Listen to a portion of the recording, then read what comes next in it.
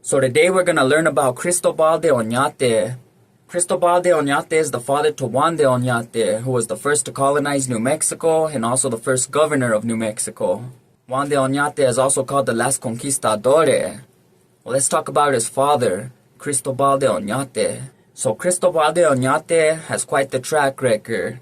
He was an accountant, a conquistador, a governor, and co-founder of the Zacatecas silver mines. So he was born in 1504 in Oñate, Spain, which was in the province of Avala or Vitoria, Spain.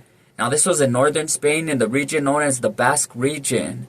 He was born into a family of historical note. He was born into the House of Haro. So he was born into a noble family. The House of Haro was one of the most powerful families of Castile during the medieval days. So his grandfather was Pedro de Alvarado, the Lord of Narijando, one of Spain's last feudal lords. Now the feudal system is the system that ran the medieval days from the 9th century to the 15th century. So his grandfather was one of the last lords of those days. His father's name was Juan Pérez de Oñate and his mother was Osaña González. So as I said before, he was born in 1504 in Spain. Well, at this time, this was only 6 years after Columbus had landed in the Caribbean islands in Hispania. So this was around the time that Spain was starting to send people to the New World, conquistadores. And a lot of the boys growing up and the men growing up were dreaming of going to the New World and coming back with titles and riches and land and whatever they were dreaming of. So Oñate grew up in this world of Spain, where people were dreaming of conquest across the Atlantic in a new world that they had found. Well, apparently, Cristobal De Oñate was really smart. He could read, he could write, and he was really good at math. So he became an assistant to an accountant. And when he was 20 years old, in 1524, he found himself sailing across the Atlantic Ocean to the New World. He wasn't sailing as a conquistador to conquer, though. He was an assistant to an accountant, Rodrigo Albornoz, who was sent by King Charles I himself. King Charles sent 5 people to govern New Spain, and Rodrigo Albornoz was the man he sent to be the accountant, to rule the royal treasury, while Cristobal de Oñate was his accountant. So now he's sailing to the New World in 1524, and then he served in Mexico City for 5 years as an accountant. They say that he was a good accountant. Sometimes they left the office in his hands to him alone. He ran the whole office by himself. They said he was a good accountant. So he stayed as an accountant in Mexico City from 1524 to 1529. So in 1529, there was this man named Don Nuño De Guzman who was sent from Spain to New Spain to put New Spain in order. See, Spain had heard about the atrocities that was happening to the indigenous people. He heard how Cortes was ruling.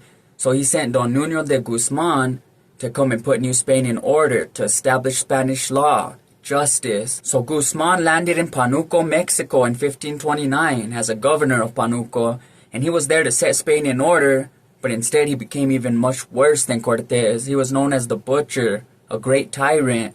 So Guzman started to gather together an army, and he wanted to conquer what was then New Spain. He wanted to conquer north of that. So he set off from Panuco with his army west, and he conquered all that land, which he named the Kingdom of New Galicia. Well, when he was signing up people for this expedition, Cristobal de Oñate signed on as a captain of horsemen. So Don Nuño de Guzman is known in history for being a bitter rival of Hernando Cortes, because he was up there conquering, the Kingdom of Nueva Galicia, and Cortes conquered Mexico, and so they're kind of like in competition. A lot of the conquistadores at that time fought and were in competition. And at that time, Guzman and Cortes were bitter rivals. While Cristobal de Oñate joined Guzman's expedition, and so he was a big part of Guzman's story. And Guzman was known as a great tyrant, a butcher, a slaughterer. He was known to decimate all the villages in his way. He was burning natives alive. He was making his black slaves stab the natives to kill them. He was sicking his dogs on chiefs.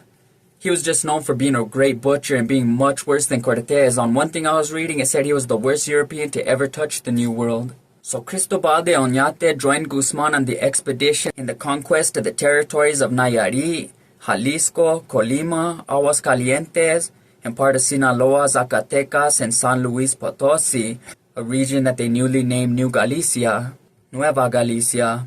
He founded cities such as Compostela, Tepic, Guadalajara, and Zacatecas, and Culiacan. And this is what is now the Mexican states of Michoacan, Jalisco, Zacatecas, Nayarit, and Sinaloa.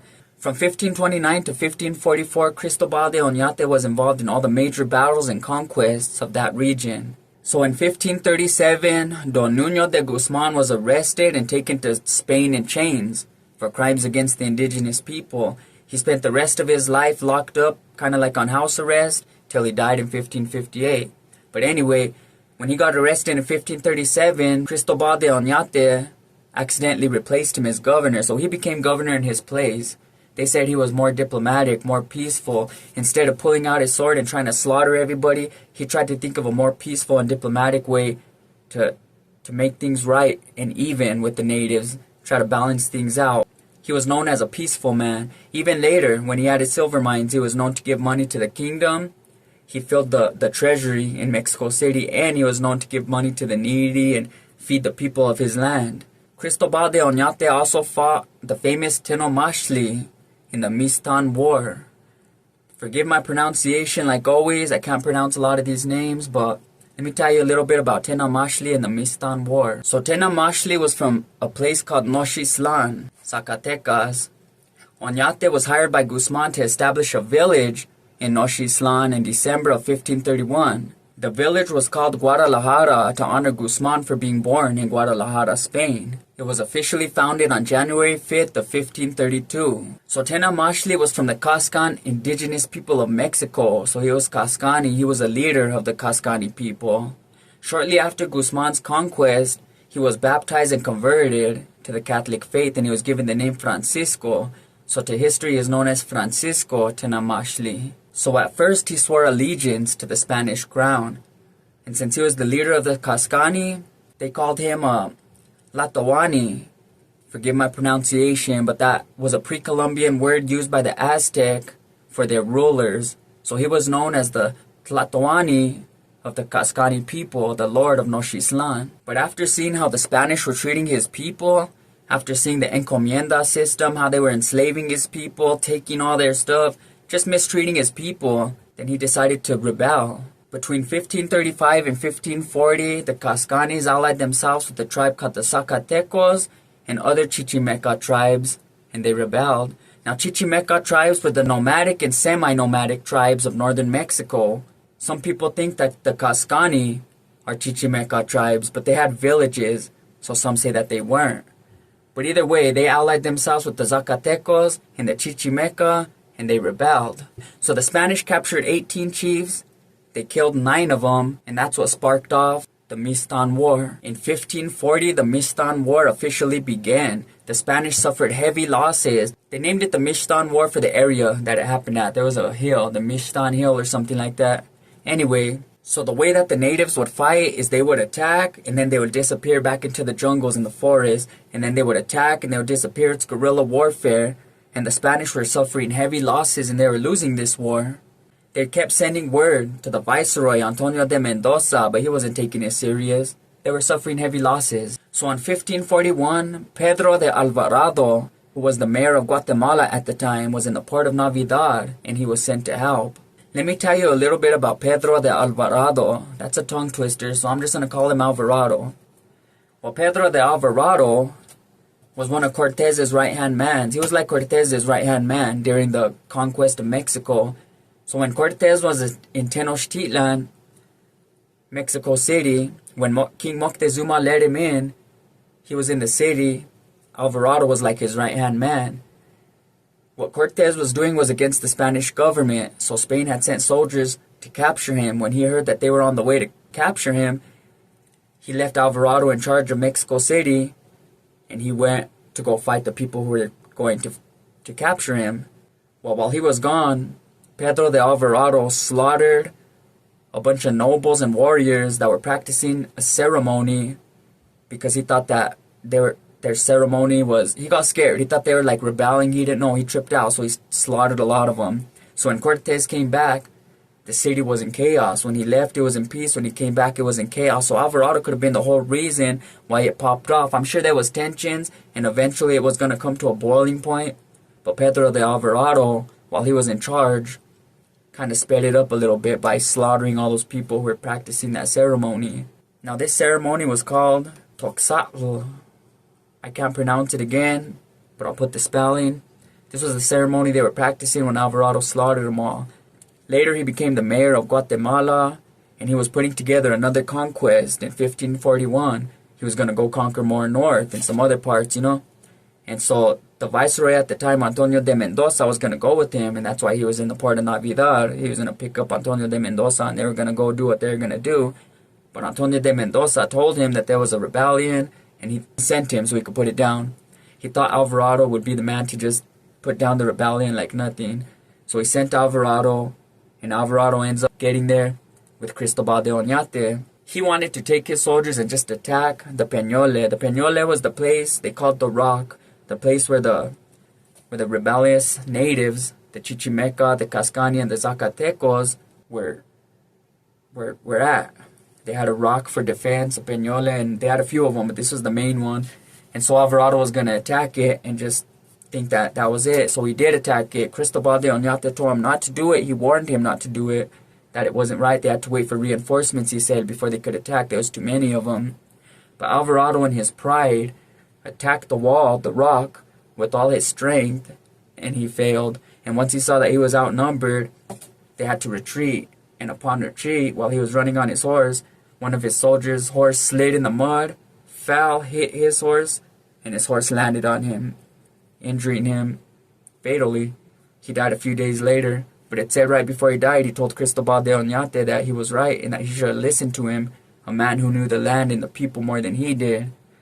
So Pedro de Alvarado, the famous Conquistador, Cortes's right-hand man, was killed there in the Mixton War for being a foolish idiot and not listening to Cristobal De Oñate. Then a little bit after this, on September 28th of 1541, 50,000 natives attacked Guadalajara.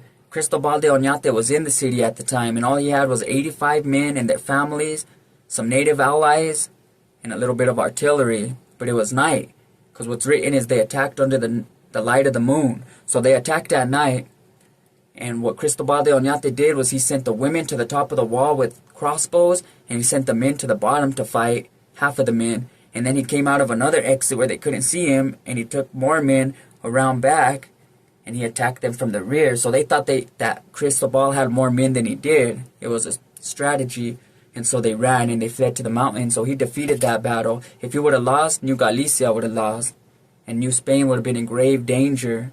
So Cristobal de Oñate holding Guadalajara that night is etched in history. Now, the viceroy, Antonio de Mendoza, hadn't been taking it serious, as I said before. But once he sent Alvarez and he got killed, Antonio de Mendoza came with all his strength and he attacked the Peñole a second time, the rock. And this time he won. He slaughtered a group of natives, he took a group of them captive, and he even captured Tenamaxtle. Now, after he was captured, Tenamaxtle was freed. There's two different stories. One of them was that there were sympathizers in Cristobal de Oñate's army who cut him free and let him go. And another one is that they were attacked on the road by some natives and they took him. But the story either way, Tenamaxtle did escape. Nobody knows whatever happened to him. He stayed on the run for a long time. They think somewhere in Nayarit with the Chichimeca natives. Anyway, a few years later, Cortes, Guzman, a lot of the conquistadores were being tried, getting put on trial for their crimes against the indigenous people in the Americas. So Tenamaxtle turned himself into some Franciscan friars who talked him into turning himself in to the government because he thought that this would be a good time for him to speak up for his people. Now that they were all going on trial, he could speak up for all the atrocities that were being done. So he turned himself in, and he asked to see Antonio de Mendoza directly, the viceroy. So they sent him to Mexico City, to the viceroy. Then when he seen the viceroy, he said he wanted to see the king himself, so he was sent to Spain to see the king. The king didn't really care, though. They said he didn't really hear him too much. But Bartolomé de las Casas, he was a former conquistador. He used to own encomiendos in the Caribbean. He was one of the ones that came with or after Christopher Columbus during that time when they were conquering the Caribbean. and he owned some encomiendas himself. He owned lands and slaves, and then he went back to Spain. While he was in Spain, he heard all the atrocities that were being done in the Caribbean, so he renounced all his land, all his slaves, everything, and he became a monk. And after that, he was trying to help advocate for the natives. He became known as the advocate of the Indies. While when Tenamaxtle was sent to Spain, Bartolomé de las Casas, the advocate of the Indies, was there, and he represented him, kind of like a lawyer, and he's the one that wrote all his testimony.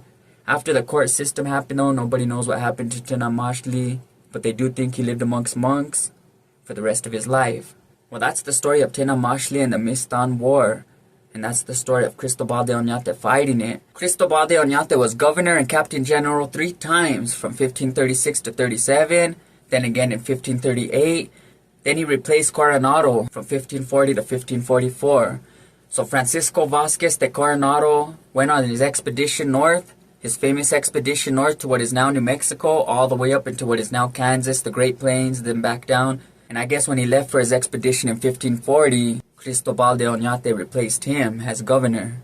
Cristobal De Oñate is most famous for founding Guadalajara. In fact, there's a lot of streets and, stuff that have his name on it still to this day. He's famous for founding the towns of Santiago de Compostela, Tepic in 1529, Guadalajara, which had 3 locations, the first one in 1531, the second one in 1533, then the last one in 1535 to 1542. The reason it had 3 different locations is because it kept getting attacked by natives, so it kept having to move it. But its last location was its final location next to the Santiago River. He also founded San Miguel de Culiacan in 1531, and he also explored the Pacific coast. So in 1542, he was appointed as master of the field for an expedition of Mexican troops that were going to Peru to fight the uprising of Francisco Pizarro. Francisco Pizarro was killed in 1541 by his own men. Like I said, a lot of the conquistadores fought one another. Well, Francisco Pizarro died, I guess you could say, as the result of a mutiny, while Cristobal De Oñate had to go fight that rebellion. Then in 1548, he discovered with 3 others the Zacatecas silver mines. They knew that there was gold in this area since 1530 when they conquered Tonala, so they had been searching for this gold, but it wasn't until 1548 that they found it.